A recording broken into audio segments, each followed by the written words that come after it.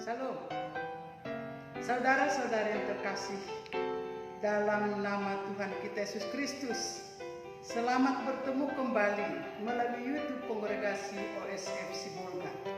Kami sampaikan salam sukacita dan damai sejahtera dari Tuhan kita Yesus Kristus kepada semua yang aktif mendengarkan renungan ini. Oleh karena kasih karunia-Nya yang sudah dilimpahkannya kepada kita, maka kita memperoleh kesempatan untuk menikmati hari-hari yang indah ini dengan penuh sukacita dan damai sejahtera. Pada hari Minggu biasa ke-27 ini, gereja merenungkan firman Tuhan dari Injil Matius bab 21 ayat 33 sampai ayat 43, yaitu perumpamaan tentang penggarap-penggarap kebun anggur. Yesus bersabda, "Sebab itu aku berkata kepadamu bahwa kerajaan Allah akan diambil daripadamu dan akan diberikan kepada suatu bangsa yang akan menghasilkan buah kerajaan itu." Saudara-saudariku yang terkasih dalam Tuhan kita Yesus Kristus, melalui perumpamaan ini, perumpamaan tentang penggarap-penggarap kebun anggur merupakan kritik yang tajam terhadap perlakuan bangsa terpilih sebagai pewaris anugerah Allah. Bangsa terpilih telah gagal menanggapi tawaran kasih Allah. Umat Perjanjian Lama telah menolak tawaran kasih Allah itu. Penolakan tersebut menjadi peluang bagi bangsa lain, dan kasih itu ditawarkan kepada bangsa lain yang lebih tanggap dan bersedia menanggapi tawaran kasih itu. Dalam Matius bab 21 ayat 23 dikatakan demikian, "Kerajaan Allah akan diambil daripadamu dan akan diberikan kepada suatu bangsa yang akan menghasilkan buah kerajaan itu." Dalam perumpamaan ini jelas bahwa cinta ditolak dan diakhiri dengan pembunuhan sang anak. Umat beriman yang terkasih, perumpamaan tentang penggarap-penggarap kebun anggur mempunyai landasan kristologis yang kuat dan kokoh. Landasan itu dikembangkan sampai pada kehidupan para murid Yesus.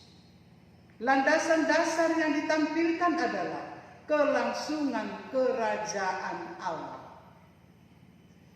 Pada ayat 43 dikatakan, "Kerajaan Allah akan diambil daripadamu dan akan diberikan kepada suatu bangsa yang akan menghasilkan buah kerajaan itu."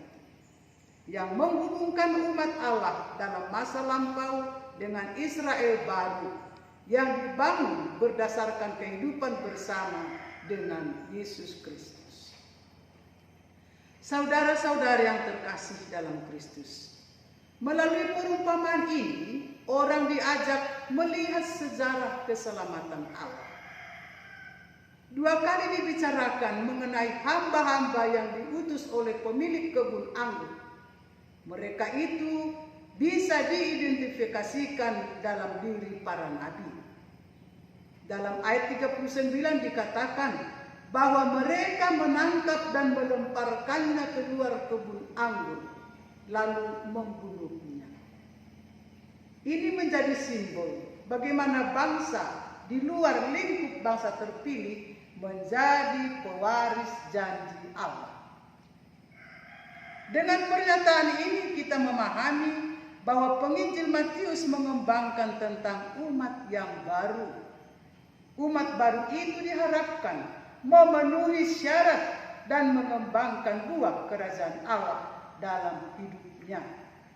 Pewartaan Matius berupaya menyadarkan seluruh umat beriman, baik di tingkat hierarki dan awam, untuk benar-benar menghasilkan buah-buah yang melimpah dan dapat menjadi alat Tuhan, sehingga orang-orang lain juga menghasilkan buah yang melimpah, yaitu semua yang benar mulia, adil, suci, manis, sedap didengar, kebajikan, dan patut dipuji. Atau kita katakan dalam satu kata, kekudusan. Saudara-saudariku yang terkasih dalam nama Kristus, keselamatan yang ditawarkan Allah kepada umat manusia tidak diperoleh secara otomatis, tetapi mesti diperjuangkan dengan kerja keras, bekerja sama dengan Allah. Bangsa Israel telah gagal menikmati kasih Allah itu. Mereka tidak melakukan nasihat Allah dengan baik.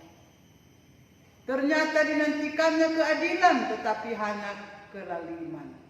Dinantikannya kebenaran tetapi hanya keonaran. Kita pun adalah penggarap-penggarap baru di kebun anggur Tuhan. Penggarap yang dikasihi oleh Allah sendiri. Kepada kita pun dituntut yang sama, yakni harus menjadi penggarap-penggarap kebun anggur yang baik dan bertanggung jawab, mampu bersyukur atas kepercayaan yang Tuhan berikan kepada kita, atas hasil kerja yang telah kita peroleh, atas hidup yang kita jalani, atas anugerah yang kita terima dari Allah secara cuma-cuma. Kita menjadi penggarap yang selalu bersyukur karena Allah sumber damai sejahtera selalu menyertai kita.